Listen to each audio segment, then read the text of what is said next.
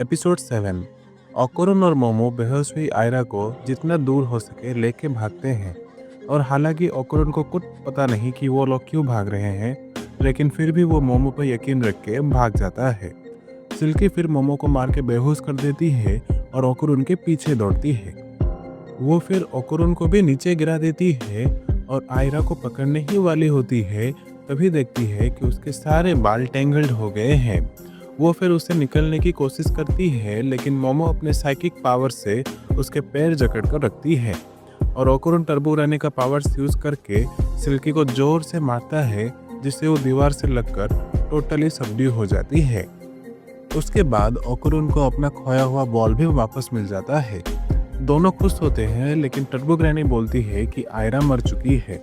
वो दोनों उसका पल्स चेक करते हैं, लेकिन तभी वहाँ सिल्की आके बोलती है कि वो उसका ऑरा आयरा को देने के लिए तैयार है।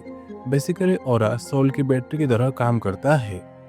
मोमो इनिशियली इस बात पे यकीन नहीं करती, लेकिन जब टर्बो ग्रैनी इस बात को कंफर्म करती है तब वो मान जाती है और यकीन दिलाने के लिए सिल्की अपना जबड़ा फाड़ देती है ताकि वो आयरा को ना खा पाए। उसके बाद मोमो एक ब्रिज का काम करती है, जिसके थ्रू सिल्की अपना ऑरा आयरा को सेंड कर सके।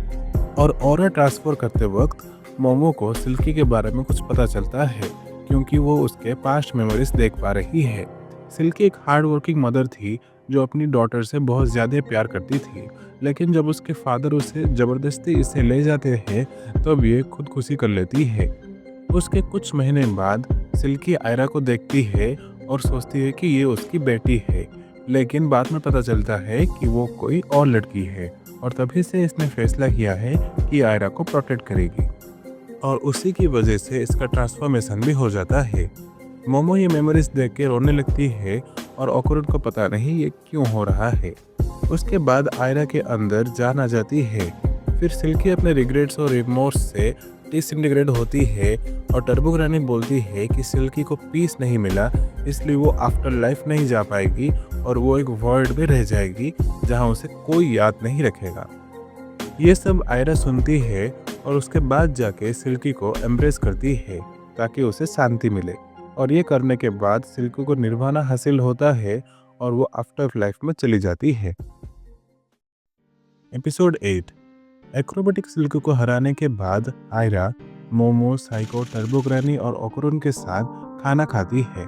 वहाँ मोमो आयरा के ऊपर बेसन गिराने के लिए उससे माफ़ी मांगती है, लेकिन उसे भी ओकोरन से माफ़ी मांगने के लिए कहती है क्योंकि इसने उसका मजाक उड़ाया था। आयरा फिर कहती है कि उसे मोमो पे बिल्कुल भी गुस्सा नहीं है और उसकी नज़र में मोमो एक डेमन है जिसको इससे हराना है। इस बात पे दोनों का खूब बहस होता है और एंड में वो कहती है कि साइको का यूथफुल अपीयरेंस और ओकोरन का ट्रांसफॉर्मेशन प्रूफ है कि वो सब डेमन्स है। ये दोनों फिर चैलेंज करते हैं कि फ्यूचर में ये जरूर लड़ेंगे। आयरा फिर ओकोरन से पूछती है कि वो डेमन होके भी इसकी हेल्प क्यों किया था, तो वो जवाब देता है कि दूसरों की हेल्प करना ही ह्यूमैनिटी की निशानी है। वो ये सुन के ओकोरन को कहती है कि वो उसे एक दिन मोमो के इन्फ्लुएंस से जरूर बाहर करेगी। ये कहने के बाद वो ब्लश करके वहाँ से चली जाती है। टर्बो ग्रैनी और साइको फिर बेसबॉल गेम के जरिए ओकोरन का एक बॉल सही जगह फिट कर देते हैं। उसके अगले दिन स्कूल में मोमो ओकोरन को लंच टाइम में स्कूल के रूफ में मिलने के लिए बोलती है ताकि ये दोनों मिलके इसके अगले बॉल का पता लगा सके, लेकिन ओकोरन ये बात टाल देता है और कहता है कि उसे एक रिपोर्ट कंप्लीट करना है। मोमो फिर उसके फ्रेंड्स मिको और मोको के साथ लंच करती है और इसके दिमाग में थोड़ा शक है कि ओकोरन शायद इसे कुछ छुपा रहा है। मिको फिर कहती है कि शायद ओकोरन किसी और लड़की को डेट कर रहा है, लेकिन मोमो इस बात को नहीं मानती, लेकिन उसके दिमाग में आयरा की तस्वीर आ जाती है। वो फिर इन दोनों के लिए ड्रिंक्स लाने जाती है, लेकिन रास्ते में इसे थोड़ा अनईजी फील होता है और ये ओकोरन से मिलने का सोचती है, लेकिन तभी वो कोर्टयार्ड में ओकोरन को आयरा के ऊपर देखती है।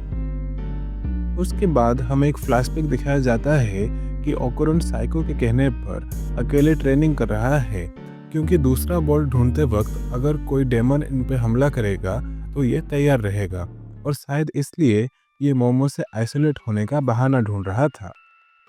तभी वहाँ आयरा आके ओकुरुन को अपने फीलिंग्स एक्सप्रेस करती है और उसे किस करने की कोशिश करती है, लेकिन ओकुरुन वो रजिस्ट करता है और ये दोनों स्ट्रगल करते हैं, जिसके लास्ट में ओकुरुन गलती से उसके ऊपर गिर जाता है। ओकुरुन फिर मोमो को देखता है और उसे बहुत समझाने की कोशिश करता है, लेकिन वो नहीं मानती।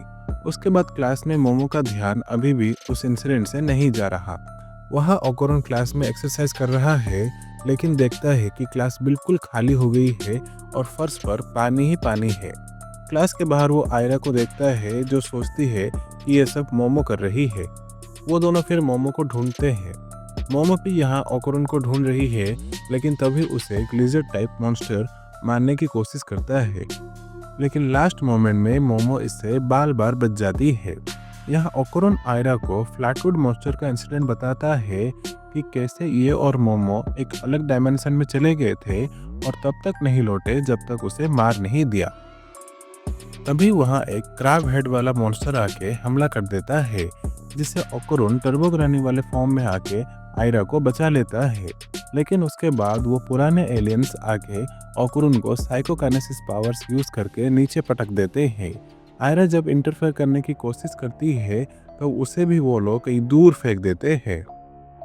वो फिर बोलते हैं कि वो ओकुरुन का बनाना ऑर्गन लेने आए हैं। ये बोलने के बाद वो एक बड़ा सा सीजर निकालते हैं ताकि वो इसका ऑर्गन काट सके, लेकिन तभी आयरा ट्रांसफॉर्म होके वापस आती है और उसका अपीयरेंस एक्रोबेटिक सिल्की की तरह दिख रहा है। उसके बाद वो अपने चोटी उसी की तरह मैनिपुलेट करके उन एलियंस को मारती है और ओकुरुन को बचाती है।